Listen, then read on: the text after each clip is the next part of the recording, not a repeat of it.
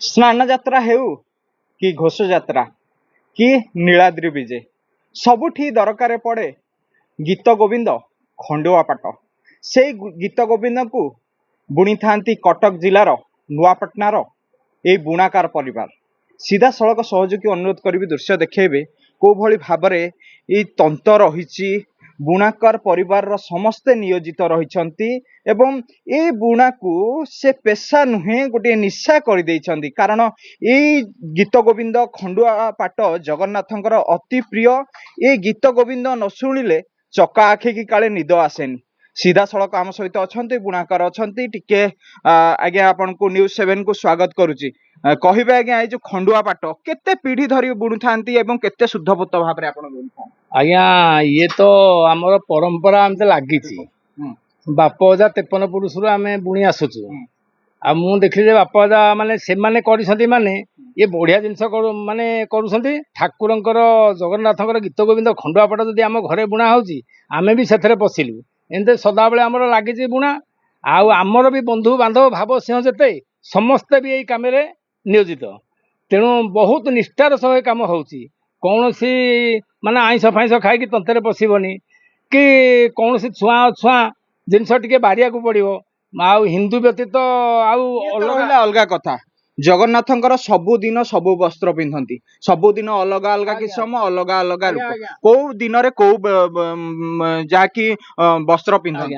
ଆଜ୍ଞା ରବିବାରେ ନାଲି, ସୋମବାରେ ରବିବାରେ ନାଲି, ସୋମବାରେ ହଉଛି ଧଳାରେ କଳା ଛିଟ, ମଙ୍ଗଳବାର ହଉଛି ବାରପାଟିଆ, ବୁଧବାର ହଉଛି ଗ୍ରୀନ,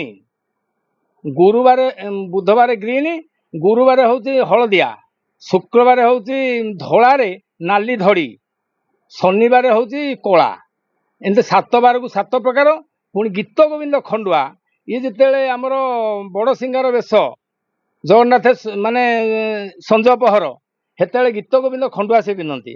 ଏମିତି ମାନେ ସବୁ ବାରରେ ତାଙ୍କର ତ ସେ ଛଳିଆ ଠାକୁର ସେ ପିନ୍ଧନ୍ତି। ଆମର କାଳିଆ ଠାକୁର ତାଙ୍କର ନାନାଦି ପ୍ରକାର ମନ ସେ ଏମିତି ପିନ୍ଧନ୍ତି। ଆଉ ସବୁ ଯେତେ ଜିନିଷ ସେ ପିନ୍ଧନ୍ତି ଆମେ ସବୁ ଯୋଗେଇ ଦଉଛୁ ତାଙ୍କୁ। ଆଉ ନିହାତି ଭାବରେ ଇଏ ତ ନିହାତି ଆନନ୍ଦିତ ମଧ୍ୟ ମନେ କରୁଛନ୍ତି।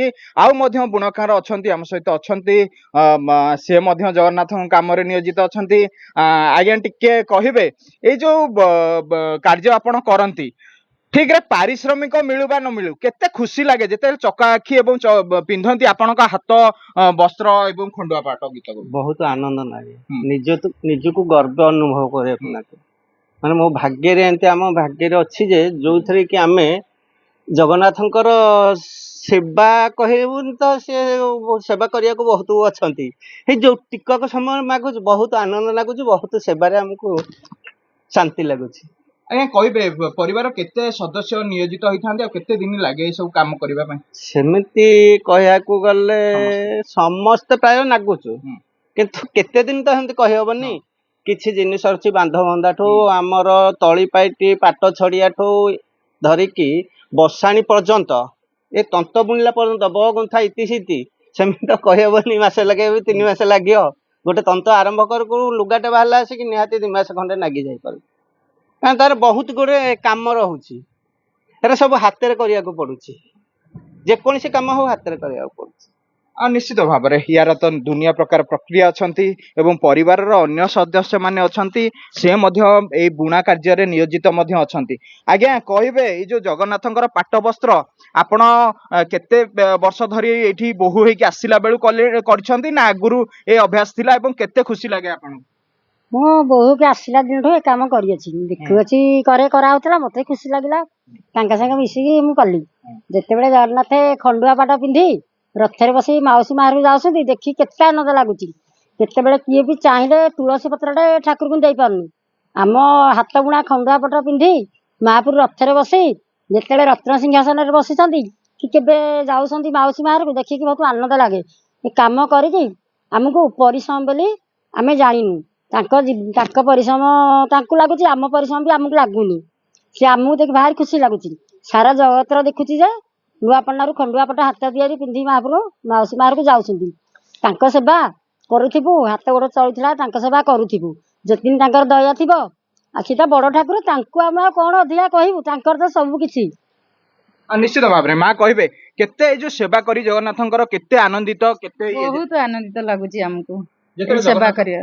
ଜଗନ୍ନାଥ ଯେତେବେଳେ ଆପଣଙ୍କର ହାତ ଲୁଗା ବସ୍ତ୍ର ପିନ୍ଧିକି ଯାଆନ୍ତି ରଥକୁ ଦେଖନ୍ତି କେତେ ଖୁସି ଲାଗେ। ବହୁତ ଖୁସି ଲାଗେ ଆମକୁ, ହୁଁ।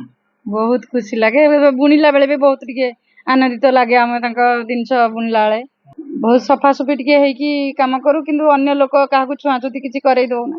ଠାକୁରଙ୍କ କାମ ତ ଟିକେ ନିଛତରେ ଆମେ କରୁ ସବୁ ଜିନିଷ ଆଉ।